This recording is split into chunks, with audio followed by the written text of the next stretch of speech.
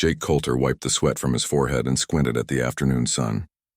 Another hot day in Red Mesa, nothing unusual about that. He'd been fixing fence posts since dawn, and his back was reminding him he wasn't 20 anymore. At 35, he'd been running the Double R Ranch for nearly 10 years now, ever since his father passed. He knew every inch of this land, every person in town, and every horse in the stable. That's why the woman stepping off the afternoon stage caught him completely off guard. Jake had been heading to the general store for supplies when he saw her. The old stagecoach kicked up a cloud of dust as it rolled to a stop at what folks generously called the town square. Really, it was just a wide spot in the road where a few buildings had decided to settle. But it was home, and Jake knew it like the back of his hand. The woman who climbed down from the stage moved different from anyone he'd seen in a long time. There was something deliberate about the way she stepped onto the dusty ground, like she was testing it, remembering it. Her long black hair was pulled back with a silver clip that caught the sunlight. She wore regular jeans and a simple white blouse. Nothing fancy, but there was something about her that made people stop and stare. Jake found himself staring too, though he tried not to be obvious about it. She was beautiful, sure, but that wasn't what held his attention. It was something else, something he couldn't quite put his finger on. The way she held her shoulders, the curve of her profile as she looked down the main street. Something familiar that danced just out of reach in his memory. She had one small suitcase and a leather bag slung over her shoulder. No one was there to meet her, and she didn't seem to expect anyone. She just stood there for a moment, taking in the town like she was drinking it in. Or maybe saying hello to an old friend she hadn't seen in years. "Who's that?" Pete Wilson asked, coming up beside Jake. Pete ran the feed store and knew everyone's business before they did. "Don't know," Jake admitted. "She's Apache," Pete said, and there was a tone in his voice that Jake didn't care for. Not hostile exactly, but not friendly either. Just stating a fact in a way that suggested it mattered more than it should. Jake felt his jaw tighten. His father had taught him better than that. You judge people by their character, not by where they came from. But Red Mesa was a small town, and small towns had long memories and short imaginations sometimes. The woman started walking toward the old trading post. As she passed, Jake got a better look at her face.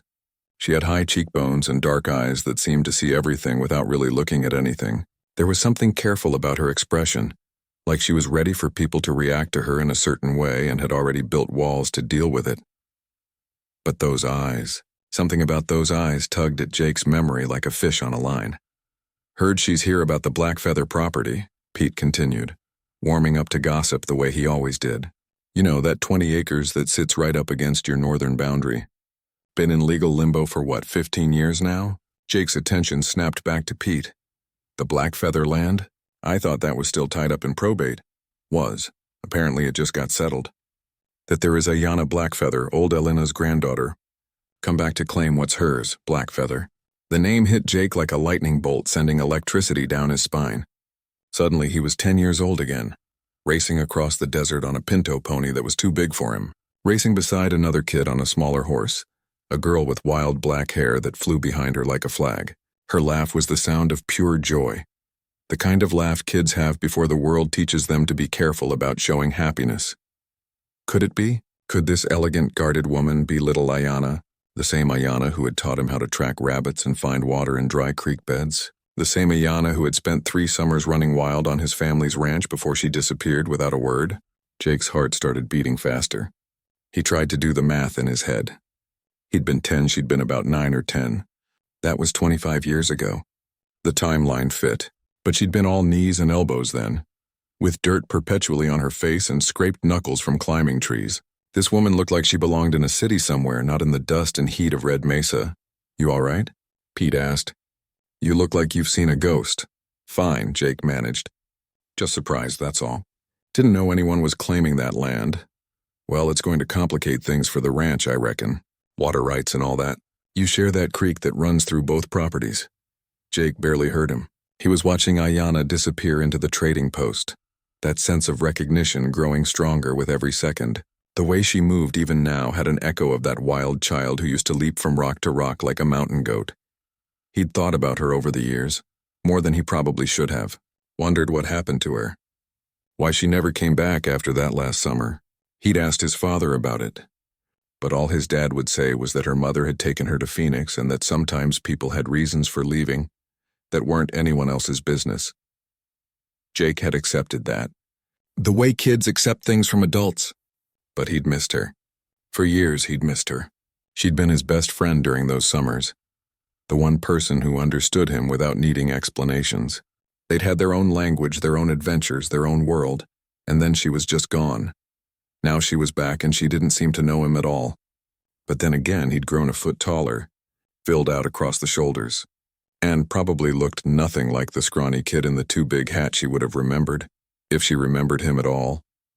I need to get going, Jake told Pete, his mind already racing ahead. If Ayanna was claiming the Blackfeather property, he'd need to meet with her about the water rights Pete mentioned. The creek that ran through both properties was crucial for the ranch, especially during the dry months. They'd need to work out an agreement, which meant he'd have a reason to talk to her. A reason to find out if she was who he thought she was. Jake headed back to his truck, his earlier fatigue forgotten. The fence post could wait. Right now, he needed to get back to the ranch and dig out the old property surveys. If Ayanna Blackfeather was back to claim her grandmother's land, they had business to discuss, and maybe, just maybe, he'd find out if she remembered a summer 25 years ago, when two kids carved their initials into an old oak tree and promised they'd be friends forever. The sun was starting to sink toward the horizon, painting the desert in shades of gold and amber. Jake drove back to the Double R with his mind 1,000 miles away, remembering a girl with wild hair and a fearless laugh, and wondering if any part of that girl still existed in the careful, beautiful woman who'd just stepped back into his life. The meeting was set for Thursday at 2 o'clock in Tom Bradley's law office. Tom had been handling property disputes in Red Mesa for 30 years, and his office smelled like old paper and coffee that had been sitting too long on the burner. Jake arrived 10 minutes early, his good hat in his hands, trying not to look as nervous as he felt. He'd spent the last 3 days thinking about Ayanna Blackfeather, remembering, wondering. He'd even dug out an old shoebox from the back of his closet, the one where he kept things from his childhood. There wasn't much. A few baseball cards, a pocket knife his grandfather had given him, and buried at the bottom a small woven bracelet made of leather and colored thread. Ayanna had made it for him that last summer. He'd worn it until it fell apart, then kept the pieces because throwing it away felt like losing something important. Now, waiting in Tom's office, he turned his hat in his hands and tried to figure out what he was going to say. Should he tell her right away? Just come out with it? Hey, remember me? We used to catch lizards together? That seemed ridiculous. Maybe she wouldn't remember at all, and he'd just embarrass himself. The door opened and Tom walked in, followed by Ayanna. Jake stood up automatically the way his mother had taught him. Up close in the fluorescent lights of the office, he could see her even more clearly. She had fine lines at the corners of her eyes now, the kind you get from squinting at the sun or from smiling a lot, though she wasn't smiling now. Her expression was professional, polite, but distant, like she was ready for this to be difficult. Jake Coulter, this is Ayanna Blackfeather, Tom said. Ayanna, Jake is the foreman of the Double R Ranch, which shares a boundary with your grandmother's property. Ms. Blackfeather, Jake said, extending his hand. Her handshake was firm and brief. Mr. Coulter, nice to meet you, nice to meet you. The words stung more than they should have. But what did he expect? She'd been gone for 25 years. He probably looked nothing like the kid she might remember, if she remembered anything at all. They sat down around Tom's desk, and the lawyer launched into the details. Water rights, boundary surveys, easements, all the legal language that made Jake's head hurt. But he forced himself to pay attention because this mattered. The creek that ran through both properties was essential for the ranch, especially in the summer months when everything else dried up. Ayanna listened carefully, asking smart questions.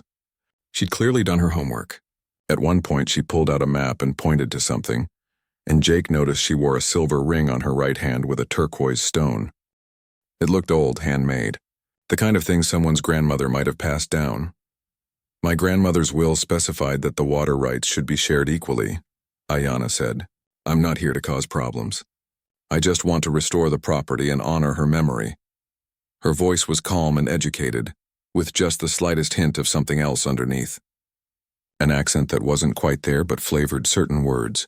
Jake found himself listening to the rhythm of her speech as much as the words.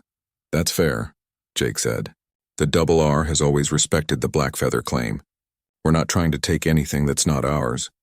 She looked at him then, really looked at him, and for just a second something flickered in her eyes. Recognition? Curiosity? It was gone before he could be sure. The meeting lasted about an hour. Tom drew up the basics of what they'd agreed on, and they scheduled another meeting for the following week to sign the formal documents. As they filed out of the office, Jake found himself walking beside Ayanna down the narrow stairs. "Can I buy you a coffee?" he asked, surprising himself. "There's a decent place across the street. We could talk about the property without all the legal language." She hesitated, and he could see her weighing it, probably trying to figure out if this was some kind of trick or if he had an angle. Small-town cowboy, Apache woman, property dispute. He could guess what she might be thinking. "Just coffee," he added. "And maybe you could tell me about your plans for the land. It'd be good for me to know what kind of neighbor you're planning to be." A small smile touched her lips. "All right. Coffee sounds fine." The cafe was called Betty's Place, and it had been there since before Jake was born. Betty herself was long gone, but her daughter Nancy ran it now, serving the same recipes and the same strong coffee her mother had made famous. They took a booth by the window, and Nancy brought them 2 mugs without asking, already knowing how Jake took his. "So you're really planning to restore the property?" Jake asked after they'd settled in. "The cabin's been empty for a long time. It's going to need a lot of work." "I know," Ayanna said, wrapping her hands around the warm mug. "I drove out there yesterday. It's in rough shape, but it's where my grandmother lived, where she taught me things. It feels important to bring it back." "You spent time there as a kid?" She nodded, looking out the window at the street. "Summers, mostly. My mother would send me to stay with my grandmother. She wanted me to know where I came from, to learn the old ways. I'd spend months out there, just me and her." She paused, and something softened in her face. "Those were the best times of my childhood." Jake's heart was beating faster now. This was it. This was the opening. "Did you ever go to any of the nearby ranches? When you were here?" Ayanna's expression became thoughtful. "There was one ranch," she said slowly.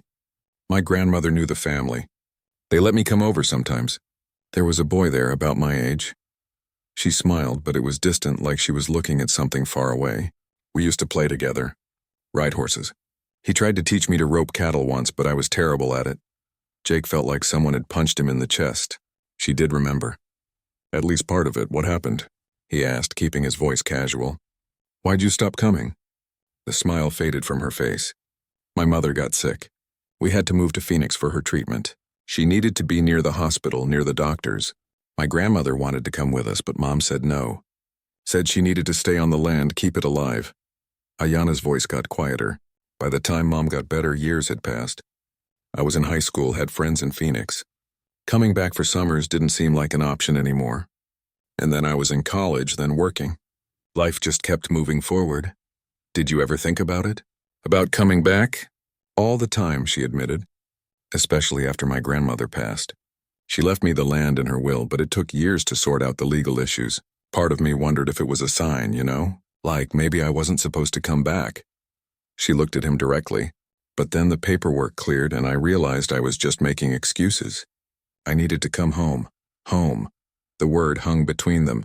"Do you remember the boy?" Jake asked. His palms were sweating. "The one from the ranch?" Ayanna's eyes went distant again.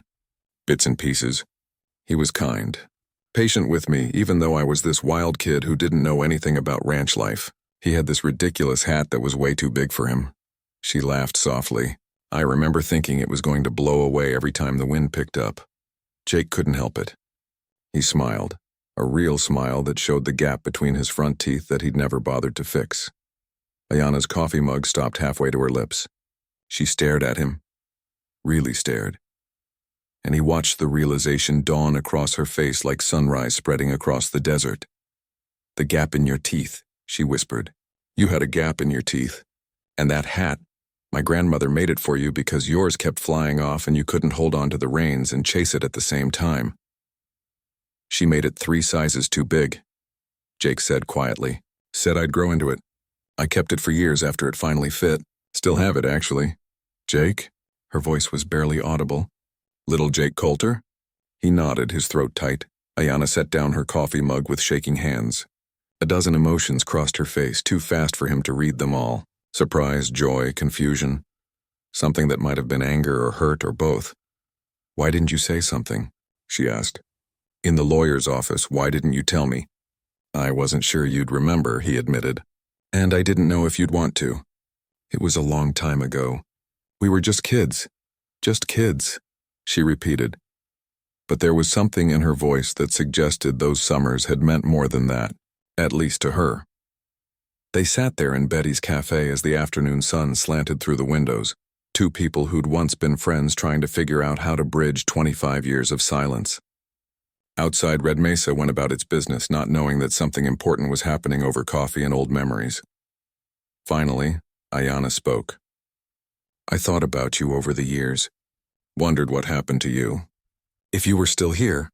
"I'm still here," Jake said. "Never really left. And now I'm back." "Yeah. Now you're back." Neither of them knew what to say after that, but somehow it didn't matter. The silence wasn't uncomfortable.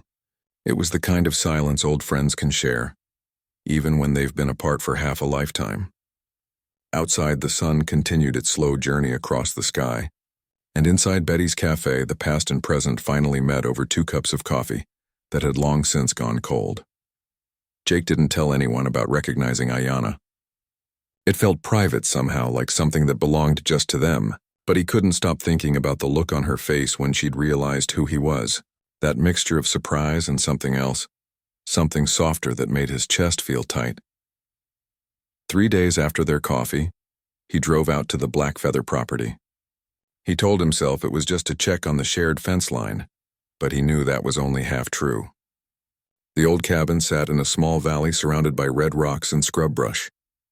The roof had holes in it. The porch sagged dangerously and one of the windows was broken. It looked like it might collapse if you breathed on it too hard. Ayana's rental car was parked out front and he could hear banging coming from inside the cabin. He got out of his truck slowly, not wanting to startle her. "Hello?" he called out. "Ayana?" The banging stopped. A moment later, she appeared in the doorway covered in dust and cobwebs. Her hair was tied back with a bandana, and she wore old jeans and a t-shirt that had seen better days. She looked more like the kid he remembered now, dirt on her face and all. "Jake." She wiped her forehead with the back of her hand, leaving a streak of dust. "What are you doing here?" "Checking the fence line," he said, which was technically true. "Thought I'd stop by and see how you were doing. This place looks like it might fall down if you slam a door too hard." She laughed, but there wasn't much humor in it. "You're not wrong. I've been trying to assess the damage, but honestly, I think it might be easier to tear it down and start over." Jake walked closer, studying the structure with a practiced eye. "The bones are good," he said after a moment. "Foundation's solid. The roof needs replacing, obviously, and that porch is a hazard. But the main structure is sound. Your grandmother built things to last." Ayana looked at the cabin with something like hope. "You really think it can be saved?" "I do, but it's going to take work. A lot of work." She sighed, sitting down on the one part of the porch that didn't look like it would cave in. "I don't even know where to start. I'm an accountant, Jake. I work with numbers and spreadsheets. I don't know anything about construction or repairs." Jake surprised himself with what came out of his mouth next. "I could help you." She looked up at him, surprised. "What?" "I could help you fix it up. I've done plenty of repairs around the ranch. I know contractors who owe me favors, and I've got some free time in the evenings and on Sundays." "Jake, I couldn't ask you to do that." "You're not asking. I'm offering." He sat down next to her, careful to test the wood first. "Besides, I owe your grandmother. She made me that hat, remember? And she taught me how to find wild honey. That's worth a few weeks of carpentry work." Ayana studied his face like she was trying to figure out if he was serious. "Why would you do this?" It was a fair question. "Jake, though." It's about how to answer it. "Because your grandmother was good to me when I was a kid. Because this land matters to you and neighbors help neighbors. And because—" He paused, then decided to just say it. "Because I missed you. After you left, I wondered about you for years. Now you're back, and maybe this is a chance to figure out who we are now. As adults?" She was quiet for a long moment. A hawk circled overhead, its cry echoing across the valley. Finally, she nodded. "Okay, but I'm paying for materials and I'm working alongside you. I'm not just going to stand around and watch." Deal. They shook on it, and Jake tried to ignore how right her hand felt in his. Over the next few weeks, they fell into a rhythm. Jake would finish his work at the Double R, then drive over to the Blackfeather property. Ayanna would be there, usually already working on something. They started with the roof, stripping off the old shingles and replacing them with new ones. It was hard, hot work, and by the end of each day they were both exhausted. But they talked while they worked. Really talked in a way Jake hadn't talked to anyone in years. Ayanna told him about Phoenix, about the years after her mother got sick. How they'd struggled with medical bills and worry. How her mother had eventually recovered but was never quite the same. How Ayanna had thrown herself into school, into building a career, trying to create stability and security. "I was good at numbers," she said one evening as they painted the repaired porch. "They made sense. They didn't change or disappoint you.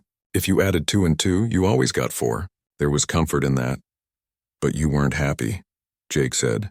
It wasn't a question. "No," she admitted. "I wasn't. I had a good job, made decent money, lived in a nice apartment. But something was missing. I'd wake up in the morning and wonder what the point was. Then my grandmother passed, and it was like a wake-up call. She'd lived her whole life on this land, connected to it, to the old ways. She'd tried to teach me, and I'd forgotten most of it. I felt like I'd lost something important." Jake understood that feeling more than he could say. He told her about taking over the ranch after his father died. How overwhelming it had been at 25, suddenly responsible for everything. The debts, the droughts, the constant struggle to keep things running.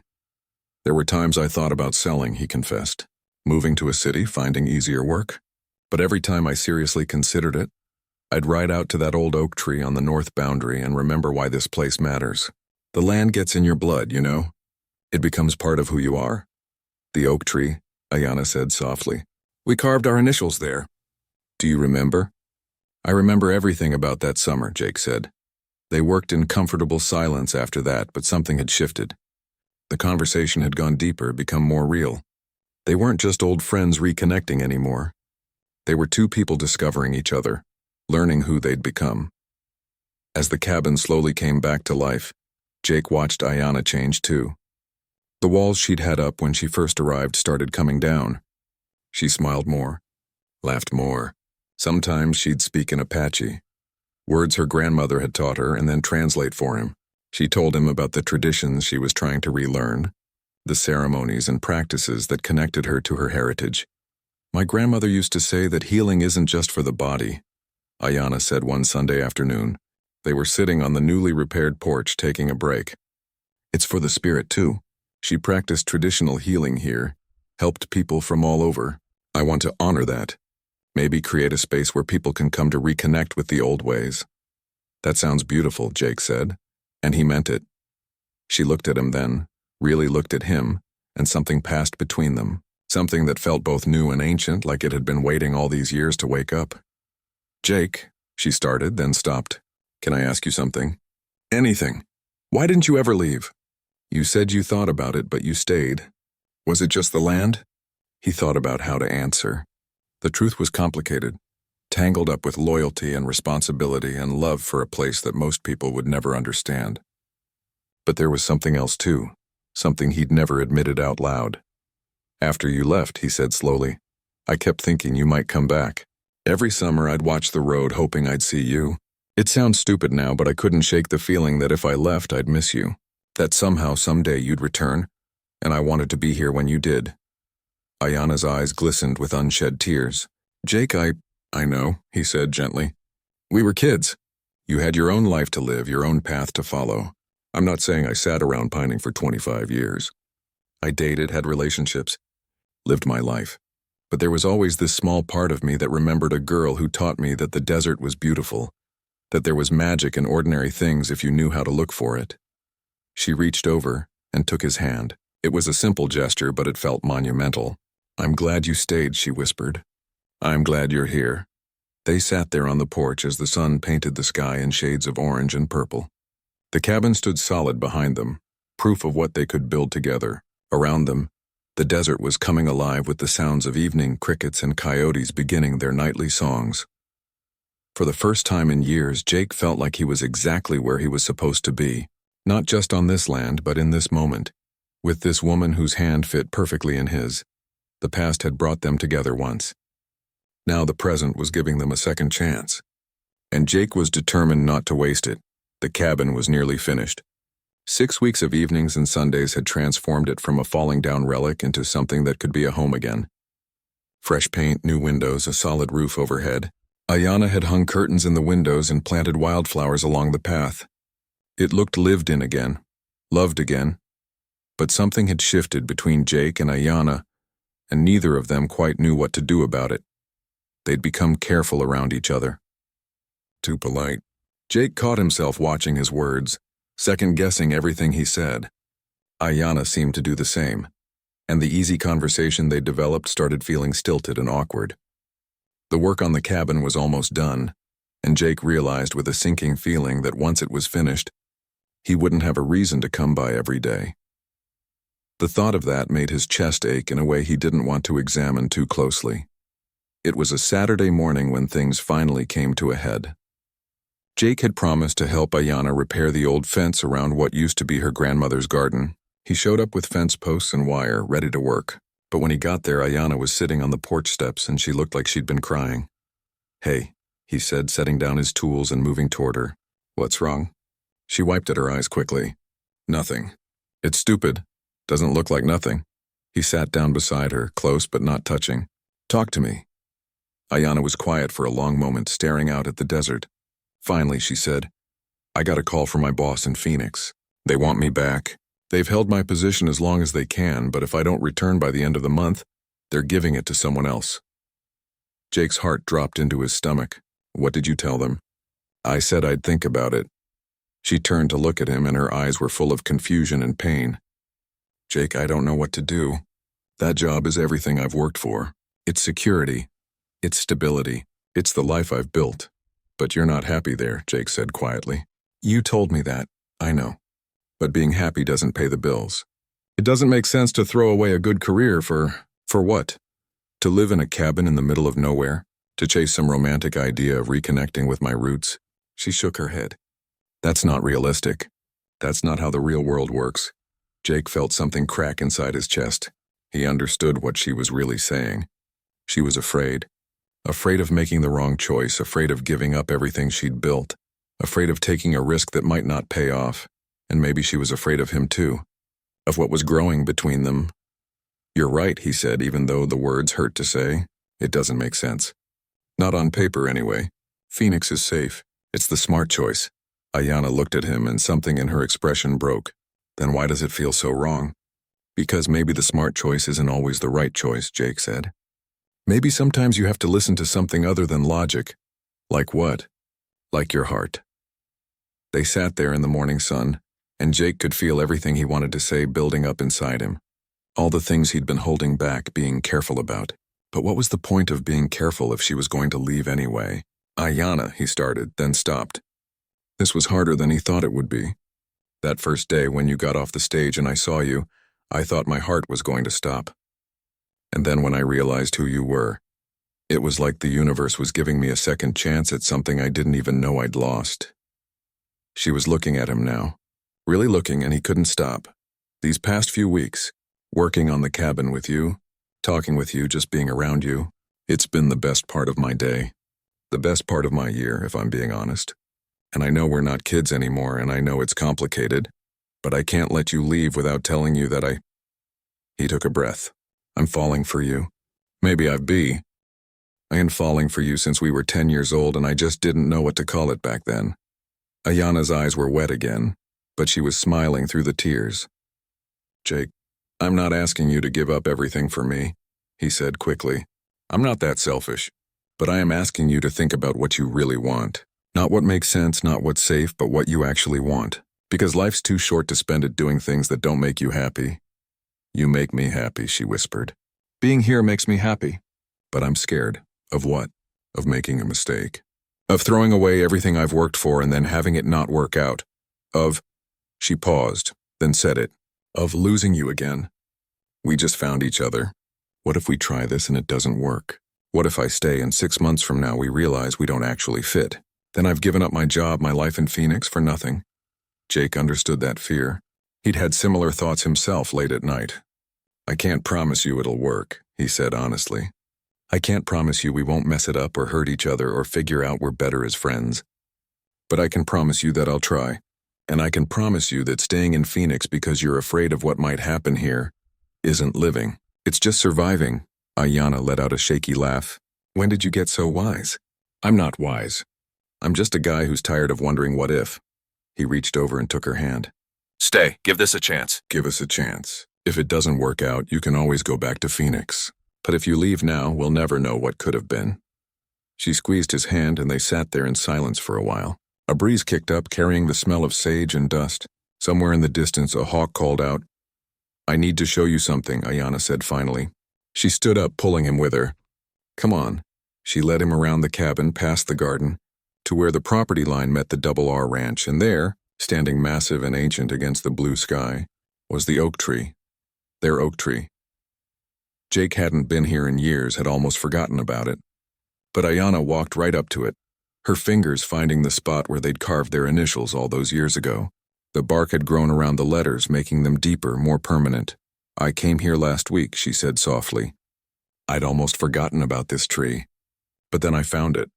And I saw these initials and I remembered that day so clearly. We sat right here and you said we'd be friends forever. And I said forever was a long time. And you said it didn't matter because some things were worth forever."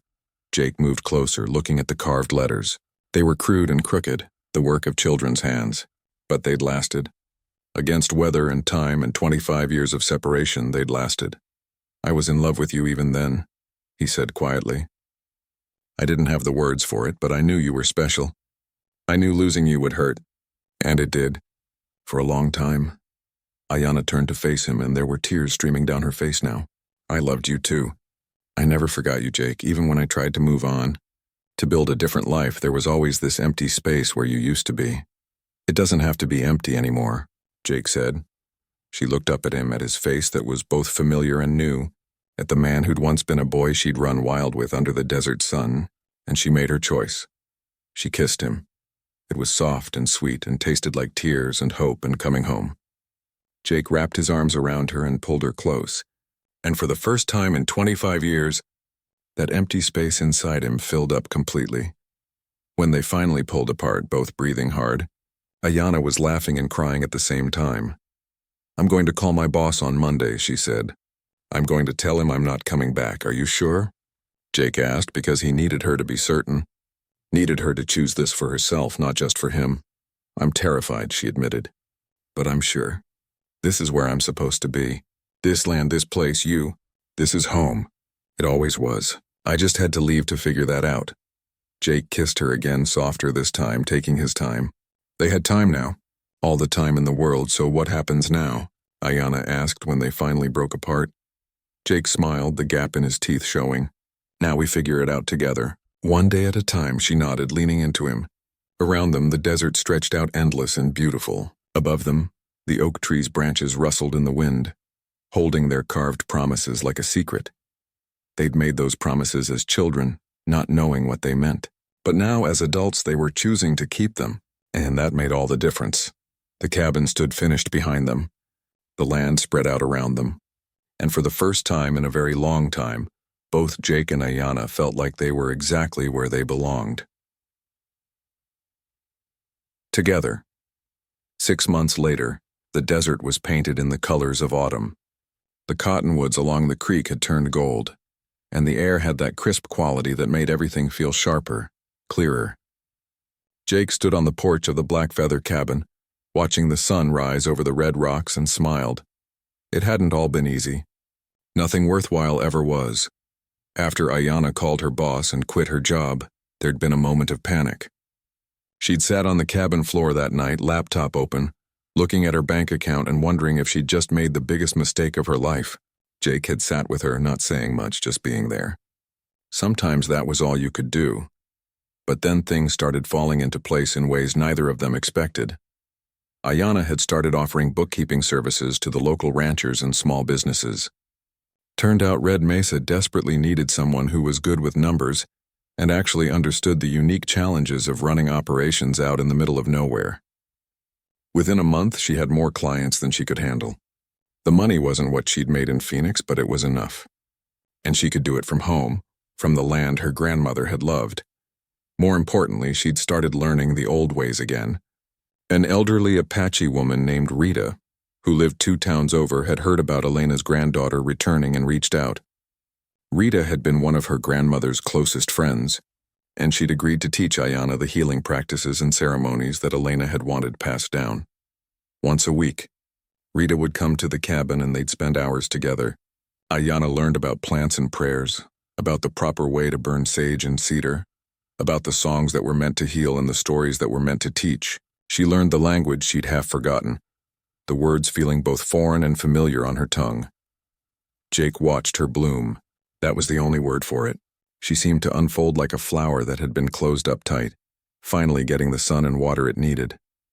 She laughed more, smiled more. The careful walls she'd built up over years in Phoenix crumbled away, revealing the person she'd been meant to be all along, and they fell deeper in love. It wasn't always smooth. They had their arguments, their moments of frustration. Jake was stubborn and set in his ways after years of running the ranch alone. Ayanna was independent and didn't always ask for help even when she needed it. They had to learn each other all over again, figure out how to fit their lives together. But they worked at it. Every day they chose each other. And that made all the difference. The Double R Ranch started thriving in ways it hadn't in years. With Ayanna's help, Jake reorganized the finances, found ways to cut costs without cutting corners. She helped him apply for grants and programs he didn't even know existed. The ranch wasn't just surviving anymore. It was growing, and the Blackfeather property transformed too. Ayanna had created a small healing space in one of the outbuildings, a place where people could come for traditional Apache healing practices. Rita helped her set it up properly, blessed it according to the old ways. Word spread slowly at first, then faster. People started coming from all over, seeking the kind of healing that modern medicine couldn't provide. Some folks in town weren't happy about it. There were still people who held on to old prejudices, who didn't like the idea of Apache ceremonies being practiced so openly. Jake heard the whispers, saw the looks. It made his blood boil, but Ayanna handled it with grace and patience. "You can't force people to change their minds," she told him one evening after someone had made a snide comment at the general store. "You can only live your life with integrity and hope that eventually they see the truth. My grandmother taught me that." Jake pulled her close. "Your grandmother was a wise woman." She was, and she'd be happy, I think. "That I came home. That I'm doing this work." Ayanna looked up at him. "That I found you again." As autumn deepened, Jake realized he wanted to ask her something, had wanted to ask for weeks now, but kept waiting for the right moment. Finally, he decided to stop waiting and just create the moment himself. He asked her to ride out with him one Sunday afternoon.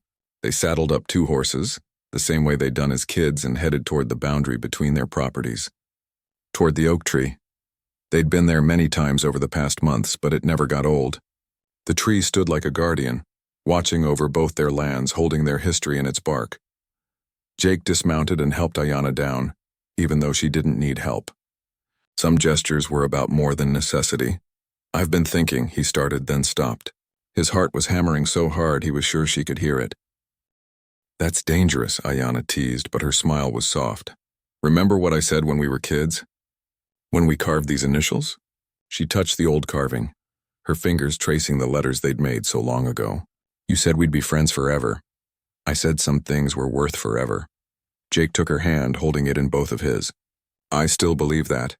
More now than ever." Ayanna's eyes were shining. She knew what was coming. He could see it in her face. Jake reached into his pocket and pulled out a small box. Inside was a ring, simple and beautiful, with a turquoise stone set in silver. He'd had it made by a jeweler in Santa Fe using turquoise from the land, designed in a traditional Apache style. "Ayanna Blackfeather," he said, his voice rough with emotion. "I loved you when we were kids, even though I didn't understand what that meant.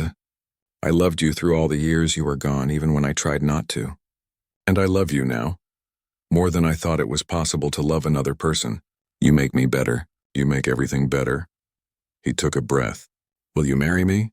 Tears were streaming down her face, but she was smiling so wide it looked like her face might split in 2. "Yes," she said. "Yes, of course, yes." He slipped the ring on her finger, and then she was kissing him, laughing and crying at the same time. They held each other under the oak tree, in the place where their story had really begun all those years ago. My grandmother would have loved this, Ayanna said when they finally pulled apart. She always said you were a good boy, that you had a kind heart. She was right about the kind heart thing, Jake said with a grin. The good boy part, that's more questionable. Ayanna laughed, swatting his arm. Then she got serious. Jake, are you sure about this? Really sure? I come with complications. My work, the healing practice, the people who don't like what I'm doing. It's not going to be simple.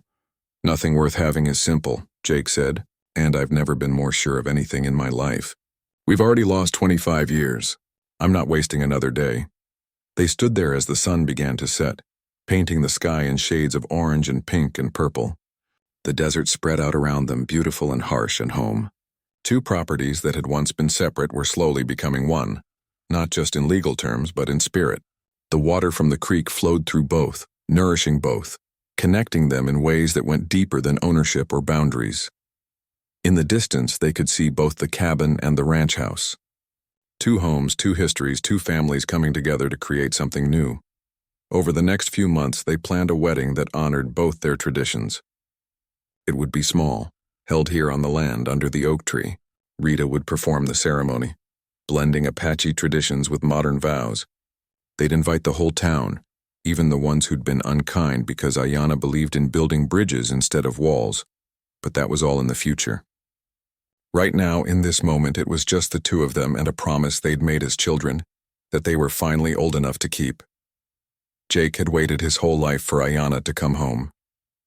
He'd worked the land, kept it alive, held on through droughts and debts and lonely nights, and now she was here, really here, not just visiting but staying, putting down roots as deep as the oak trees, roots that would hold through whatever storms came their way.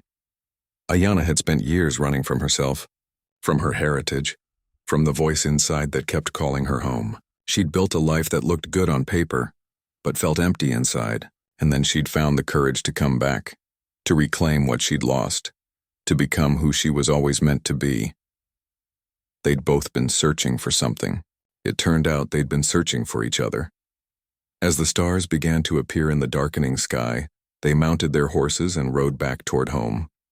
Not to separate houses anymore, but to the life they were building together, a life rooted in the land, in tradition, in love that had waited patiently for 25 years to finally bloom. The desert wind whispered through the sage, carrying with it the promise of rain and renewal. Tomorrow would bring new challenges, new adventures, new chances to choose each other all over again.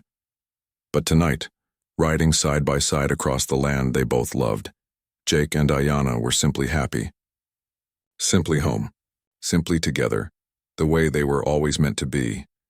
And somewhere perhaps Elena Blackfeather was smiling, knowing that her granddaughter had finally found her way back to where she belonged. Back to the land, back to herself, back to love.